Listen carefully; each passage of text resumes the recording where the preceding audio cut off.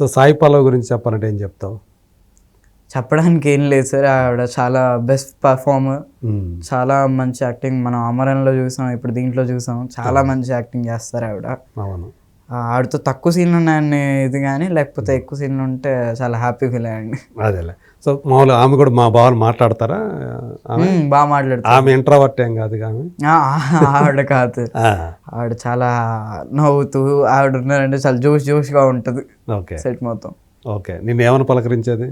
Hi hi Banu, Banu అని కాదు, hi ఏం చేస్తున్నావు ఏంటి, ఇలా నార్మల్గా ఉన్నారు. ఓకే, అంటే నువ్వు మామూలుగా నీ వరకు చూసుకొని వచ్చేస్తావా, లేకపోతే గత మాట్లాడే ప్రయత్నం చేస్తావా నువ్వు వాళ్ళతోటి? మాట్లాడడం అయితే చేస్తాను సార్, అప్పుడప్పుడు నేను మాట్లాడడం. ఓకే, హాయ్ మ్యామ్, ఇలాగా మీ సినిమా చూసాను బాగుంది, ఇలాగ చిన్నగా మాట్లాడుతూ ఉంటా. అదే. సో మామూలుగా అయితే అంటే నువ్వు అసలు సినిమా యాక్టర్ కాదనుకో, మామూలుగా ఒక స్కూల్ గోయింగ్ కిడ్ అనుకుంటే, మామూలుగా స్కూల్ గోయింగ్ కిడ్స్కి కానీ లేదా కాలేజీ వెళ్ళే వాళ్ళకి కానీ ఒక ఫ్యాసినేషన్ ఉంటుంది సినిమా స్టార్స్ అంటే. సో నువ్వు సినిమా ఇండస్ట్రీలో ఈరోజు నువ్వు వన్ ఆఫ్ ది ఒక పార్ట్ అయిపోయావు కాబట్టి నీకు అలాంటి ఫ్యాసినేషన్స్ ఉంటాయా? ఇంకా పలానా వాళ్ళతో ఈరోజు మనం పని చేయబోతున్నాము, సాయి పల్లవి గారితో ఫస్ట్ టైం చేయబోతున్నాము, నాగచైతన్యతో ఫస్ట్ టైం చేయబోతున్నాం, వీళ్ళని కలుసుకోవాలి, సో మనది ఒక డ్రీమ్ నిజం కాబోతోంది అలా ఎప్పుడైనా అనిపించేదా ఎట్లా నీకు?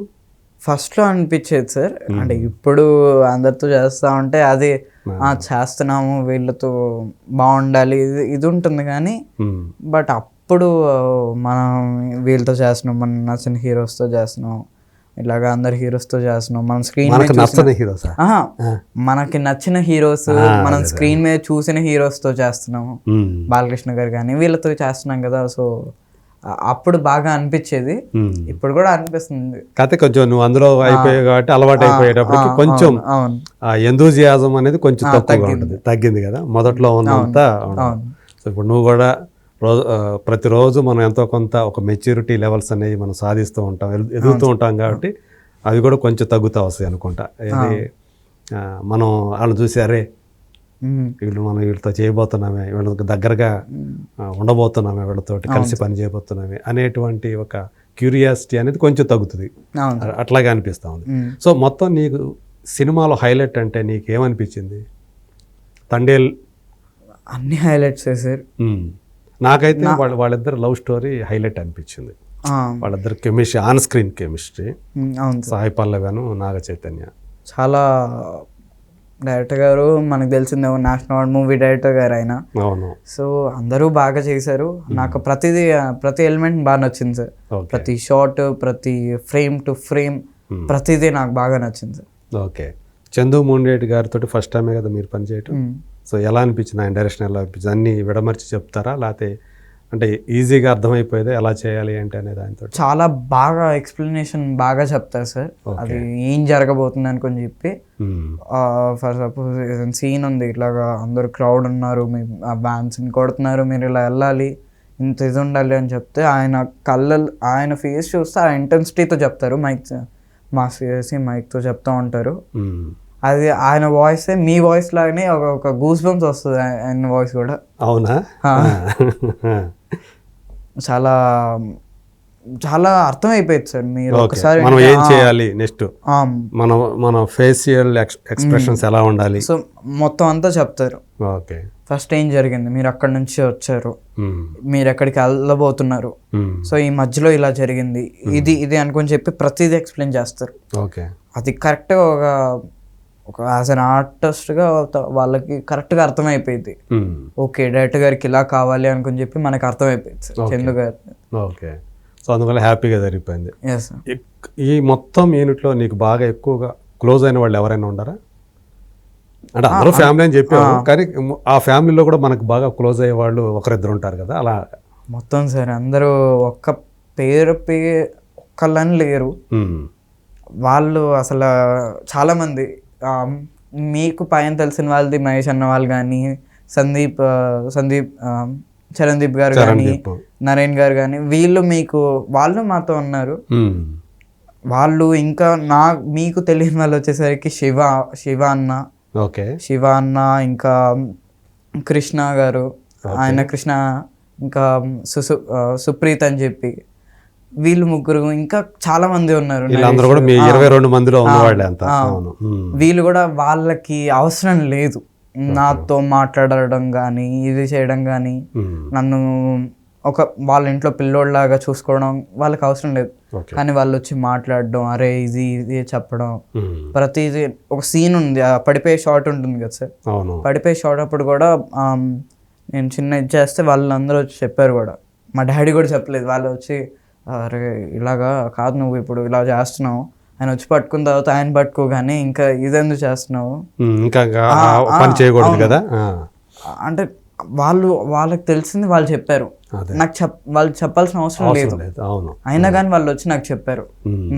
శివ అన్న కానీ నాకు చాలా బాగా అనిపించింది. వాళ్ళ ఇంట్లో పిల్లోళ్ళ చూస్తున్నందుకు బెటర్ గా రావాలి ఆ సీన్, నువ్వు ఇంకా బెటర్ గా చేయాలని వాళ్ళు కూడా అనుకోవడం. అవును, అందరూ ఒక నాకు మంచి ఫ్యామిలీ దొరికిందని అని అనిపించింది. అవును సార్. సో మొత్తానికి తండేలు అనేది ఒక వెరీ గుడ్ ఎక్స్పీరియన్స్ అని చెప్పాలి. ఎక్కడ అంటే ఇప్పుడు ఆ పడే సీన్ ఏదైతే ఉందో అది కాకుండా నీకు ఎక్కడైనా రిస్కీ షాట్లని అనిపించాయా నీకు? అదేనా అన్నిటికంటే మెయిన్ రిస్కీ షాట్ అదే కదా, వాటర్ లో. ఇంకొకటి ఆ జెండా సీన్, ఈ రెండు మెయిన్. ఇప్పుడు ఆ సీన్ ఉంది కదా, ఏది వాటర్ లో పడిపోయే సీన్. అవును సార్. ఆ వాటర్ ఏం వాటర్ అదంతా ఒక పాండ మొత్తం అంతా కూడా. ఫస్ట్ ఆఫ్ ఆల్ అక్కడ వాటర్ లేదా కదా, లేదు సార్. చిన్న బెడ్స్ వేసారు మాకు ఇదిగా ఉండడానికి, బెడ్స్ వేసారు అండ్ బ్లూ మ్యాట్ వేసారు అండ్ అలా క్రియేట్ చేశారు. ఎక్కువగా వాటర్ మొత్తం మనం చూపించిన వాటర్ మొత్తం VFX ఏదైతే ఆయన లోపలికి వెళ్ళేది, వాటర్ లోపలికి వెళ్ళేది, లోపల నుంచి బయటకు వచ్చేది ఈజ్ వాటర్ ఉండే. మిగతావంతా CGI, అవి కూడా CGI బ్యాక్గ్రౌండ్ షాట్స్ కానీ అంతా. ఓకే, నువ్వైతే వాటర్లో ఎక్కడ ఎప్పుడు చేయలేదు అసలు? లేదు సార్. ఓకే, అంతా కూడా మాకు చూపించింది అంతా కూడా మాయాజాలం ఇదంతా కూడా. నువ్వు వాటర్లో పడిపోయి మాయాజాలం కదా. అవును, అదే నీకు ఇదంతా అలవాటు అయిపోతా ఉందో, ఇలా ఉంటది. సో మనకి తెర మీద చూసేది ఒకటి, యాక్చువల్గా రియల్ గా చేసేది ఒకటి అని చెప్పేసి. యాక్చువల్లీ మేము ముందు నుంచే వాటర్ ఉండిద్ది అని అనుకున్నాం. వాటర్ బ్లూ మ్యాట్ అయితే కన్ఫర్మ్ గా ఉండిద్ది అని అనుకున్నాం. బట్ వాటర్ ఉండదు అని చెప్పి అక్కడికి వెళ్ళిన తర్వాత తెలిసింది మాకు. ఓకే, వాటర్ లేకపోయేసరికి కొంచెం హ్యాపీయే. ఎక్కువగా తడిచేది పైన ఆల్రెడీ తడుస్తున్నాం, ఇంకా తడుస్తాం కదా. ఓకే, అందువల్ల సో వీళ్ళు డబ్బులు బాగానే ఇచ్చారా నీకు? తెలియదు సార్, అంతా నాన్నగారు చూసుకుంటారు. అసలు నీవు అసలు ఆ తలనొప్పి ఏం పెట్టుకో అయితే. నాకెందుకు సార్ అసలు అదే డబ్బుల గురించి ఎప్పుడు తెలుసుకొని ఏం చేస్తాను నేను? మంచిగా వెళ్ళానా, షూట్ చేసుకున్నానా, మాట్లాడానా, తిన్నానా, వచ్చానా, చదువుకున్నానా, అయిపోయింది. ఓకే, అంటే నీకు ఈ ఫుడ్ ఇదంతా కూడా అక్కడ లొకేషన్ లో వాళ్ళు పెట్టేదే తింటారా లేకపోతే? Production food. అప్పుడప్పుడు నాకు ఏమైనా తినాలనిపిస్తే నేను స్నాక్స్ తెచ్చుకుంటా, లేకపోతే వాళ్ళే స్నాక్స్ ఇస్తారు. అండ్ ఆర్ ఎల్స్ నాకు ఎప్పుడైనా బాగోపోతే నా ఇంటి నుంచి నేను అప్పుడప్పుడు తెచ్చుకుంటా. ఓకే, నీకు ఒంట్లో కొంచెం ఇబ్బందిగా ఉందంటే బయట తింటే ఇంకా ఎఫెక్ట్ అవుతుంది అని చెప్పి అప్పుడు అమ్మ క్యారేజ్ ఇస్తుంది అనమాట పెట్టేసి. నీకు ఎక్కడ ఫుడ్ బాగా నచ్చుద్ది? అమ్మ ఫుడ్ నచ్చుద్దా లేకపోతే ప్రొడక్షన్ ఫుడ్డా? కష్టమా?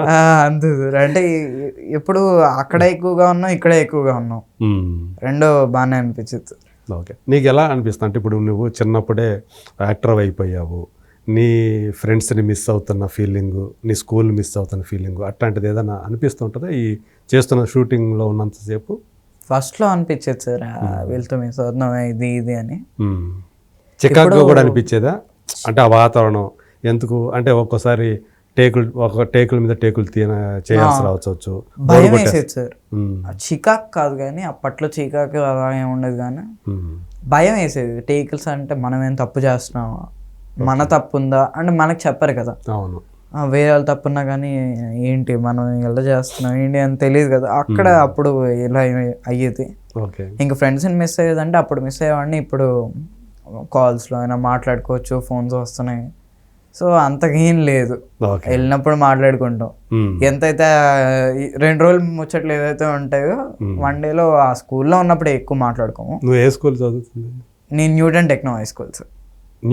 న్యూటన్ టెక్నో హై స్కూల్ అక్కడ దగ్గరలోనే, మోతీనగర్ దగ్గర, పర్వత్ నగర్. ఓకే, నీ ఇంటి దగ్గర అయితే. ఓకే, వాళ్ళందరూ కూడా నీ క్లాస్మేట్స్ వీళ్ళందరూ కూడా అక్కడ స్కూల్ మేట్స్ అందరూ కూడా. నువ్వు ఒక యాక్టర్ అయిన తర్వాత వాళ్ళని ఎలా చూస్తుంటారు? మామూలుగానే చూస్తారా లేకపోతే మనవాడు యాక్టర్ అని చెప్పి వాళ్ళు ఫ్రెండ్స్ లానే చూస్తారు. నాకు అలా చూడడం కూడా నచ్చదు. ఓకే, నిన్ను సపరేట్ చూడటం నచ్చదు, ఒక సెలబ్రిటీ లాగా చూడటం నచ్చదా? మా టీచర్స్ కూడా నాకు మా టీచర్స్ అంటే నాకు బాగా ఇష్టం. ఎందుకంటే నన్ను వేరే స్కూల్స్ గురించి అంటే నాకు తెలిసినంత చెప్తున్నా, వేరే ఎవరైనా యాక్టర్స్ నాలాంటి వాళ్ళు ఎవరైనా యాక్టర్స్ ఉంటారు, తన్ని కొంచెం ఇదిగా చూసి తిన్ని డౌన్గా చేసి చూసి వీళ్ళందరినీ చూసేసరికి వాళ్ళ కోపం వస్తుంది. నా వేరే ఎవరై వీటి స్పెషల్ ఇది అని, అది ఫ్రెండ్షిప్కి ఇలా ఫ్రెండ్షిప్ అనేది ఇలా తెగిపోయేది. నా టీచర్స్ మమ్మల్ని బాగా చూసుకుంటున్నారు, ఎలాగైతే వాళ్ళని చూసుకుంటారో వాళ్ళు నన్ను అలాగే చూసుకుంటారు. నువ్వు కూడా అలా కోరుకో, నన్ను ఏదో స్పెషల్ గా చూడాలి, అలా ఉండాలని కూడా నువ్వు అనుకోవద్దు. అసలు అందరిలో ఒకడిని నేను కూడా. అయితే ఏదో ఛాన్స్ వచ్చింది. స్కూల్కి వచ్చినప్పుడు ఐఎమ్ ఆల్సో స్టూడెంట్, అంతే. నేను స్టూడెంట్ అన్నప్పుడు స్టూడెంట్, షూటింగ్కి వచ్చిన తర్వాత నేను యాక్టర్, చైల్డ్ ఆర్టిస్ట్, అదంతా పక్కన పెడితే నేను స్కూల్కి వచ్చినప్పుడు జస్ట్ స్టూడెంట్. ఓకే, స్కూల్కి వచ్చి చదువుకోవడానికి అంతే. సో మనం కూడా ఏంటంటే మనం యాక్టర్ అయిపోయాం, సెలబ్రిటీ అయిపోయాం అనేది ఒక తలపొగరు అనేది పెట్టుకోకుండా, గర్వం అనేది చూపించకుండా ఉంటే మనం కూడా హ్యాపీగా ఉంటాం. ఇప్పుడు అది ఉండాలి. అంటే మనం ఎంత ఎదిగినా ఒదిగి ఉండాలని చిరంజీవి గారు చెప్తూ ఉంటారు కదా, అలా ఉన్నామంటే రేపు నీకు కూడా నీ సర్కిల్ పెరుగుతూ ఉంటుంది. నిన్ను అభిమానించే వాళ్ళు పెరుగుతూ ఉంటారు. అదే కనుక మనం కనుక హెడ్ వెయిట్ చూపించామంటే అది మనకి ఆ నెగిటివిటీ స్ప్రెడ్ అయిపోయి మనకి ఇంకా రాబోయే రోజుల్లో అది మనకి రివర్స్ రేపు పొద్దున మనకి ఎఫెక్ట్ అవుతుంది, మన కెరీర్కి కూడా ఎఫెక్ట్ కావచ్చు. సో అందువల్ల మనం ఎంత ఎదుగుతున్నా కానీ, నటుడుగా మనం ఎదుగుతున్నా కానీ, మంచి పేరు వస్తున్నా కానీ సింపుల్గా ఉండటం, అంతే హంబుల్గా ఉండటం. హంబుల్నెస్ అనేది వదులుకోకుండా ఉంటే మనకు స్నేహితులు ఎక్కువ మంది ఉంటారు, మనకు మనం అభిమానించే వాళ్ళు ఎక్కువ మంది ఉంటారు. మనం ఎక్కువ మంది అభిమానించారంటే అదే మన గ్రోత్. అలా మీ కెరీర్ కూడా అది బాగా ఉపయోగపడుతుంది. సో ఇప్పుడు తండేల్లో కిట్టు క్యారెక్టర్ మీకు బాగా నచ్చిన క్యారెక్టర్ కదా, అలా గతంలో మీరు ఇప్పటి వరకు చేసినటువంటి టోటల్గా ఏమైనా లెక్క పెట్టుకున్నారా? ఎన్ని చేసి ఉంటారు సినిమా? 60 అబోవ్ ఉంటాయి సార్. 60 అబోవ్. ఓకే. సో ఈ 60 అబోవ్లో మీకు బాగా నచ్చింది, మంచి పేరు తెచ్చినాయి అంటే ఏం చెప్తారు?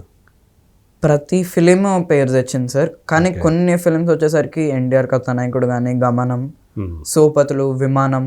ఓకే, అట్లా విమానమా? ఉత్తమ విమానమా? ప్రేమ విమానం. Okay, right.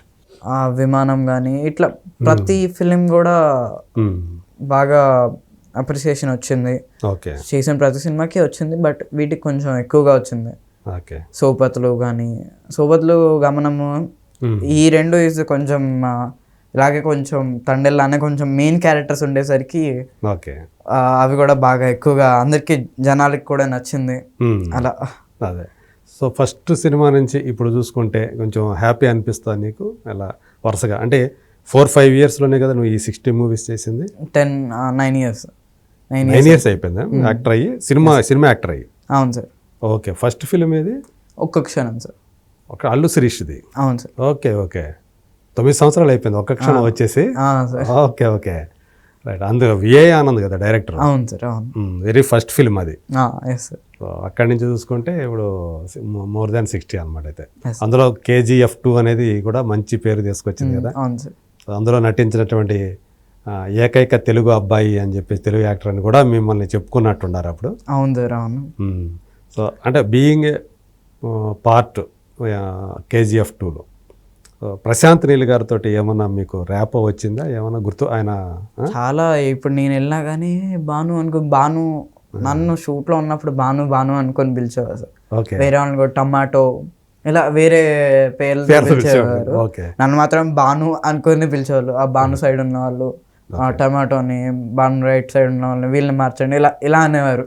ఓకే, అలా భాను అనే పేరు లేకపోతే ఇలాగా వచ్చి, భాను ఎలా ఉన్నావు, ఏం చేస్తున్నావు, తిన్నావా ఏంటి, ఇలాగ మాట్లాడేవారు. క్రికెట్ ఆడేవాళ్ళం, అంత మంచి ర్యాపో అయితే వచ్చింది సార్ KGF. అంత పెద్ద డైరెక్టర్ తోటి మంచి ర్యాపో. అవును సార్. మరి ఇప్పుడు ఈ డ్రాగన్ అనే సినిమాలో నీకు ఆఫర్ ఏమి ఇవ్వలేదా సారు? కలవలేదు సార్, కలిసి ఇచ్చుండేవారేమో, కలవలేదు ఫస్ట్. ఓకే, తెలుసుగా సినిమా చేస్తున్నారు, జూనియర్ ఎన్టీఆర్ తోటి సినిమా చేస్తున్నారు అనేది. కలుస్తాను, తొందరలో కలుస్తారు. ఒకవేళ ఏదైనా ఛాన్స్ ఉంటే వచ్చే అవకాశం ఉంది. ఇంకా షూట్ అయితే ఇంకా మొదలవ్వలేదు కదా. Yes sir. అదే